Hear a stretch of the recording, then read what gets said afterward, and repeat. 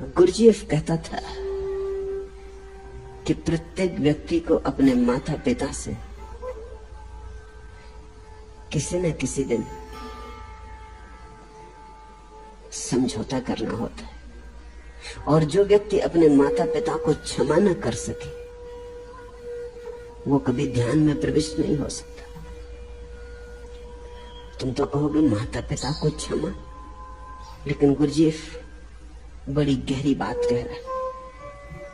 स्वाभाविक है कि जिन माता पिता ने तुम्हें बड़ा किया कई दफा तुम पे नाराज हुए होंगे, तुम्हारे हित में हुए होंगे, कई बार मारा डांटा डपटा होगा।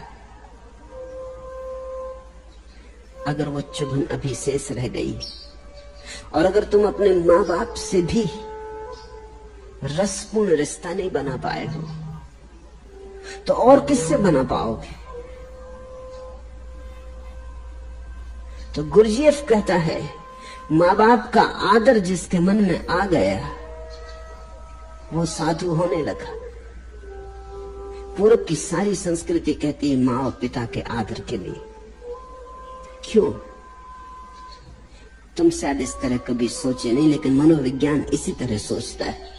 जब संस्कृति इतना जोर देती है कि माता पिता का आदर करो, तो इसका अर्थ ही ये है कि अगर जोर ना दिया जाए तो तुम अनादर करोगे।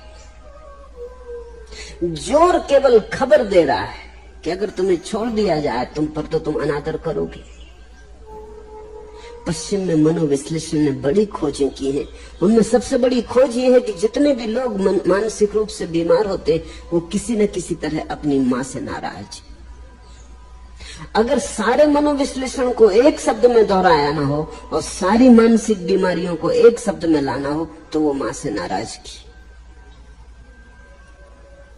हर आदमी छोटा था, बच्चा था, कमजोर था। उस कमजोरी के क्षण में असहाय था, किसी पे निर्भर था, माँ और पिता पे निर्भर था। और माँ और बाप को बच्चे को बड़ा करना है। कई बातें गलत है जिनसे रोकना है, कई बातें सही हैं जिनकी तरफ बच्चे को गतिमान करना है। बहुत दफा नाराज भी होना है, बहुत दफे डांटना डपटना भी है, वो घाव भीतर रह जाते। अक्सर ऐसा होता है कि जब बेटे जवान हो जाते, शक्तिशाली हो जाते और माँ बाप बूढ़े होने लगते, तब बदला शुरू होता। तब पहिया पूरा घूम गया। पहले बच्चे थे, तुम कमजोर थे, तुम कुछ कर न सके, सहा। फिर माँ बाप बच्चे हो जाते, बूढ़े हो जाते, कमजोर हो जाते, तुम शक्तिशाली हो जाते, फिर तुम सताना शुरू कर देते। माँ बाप के पास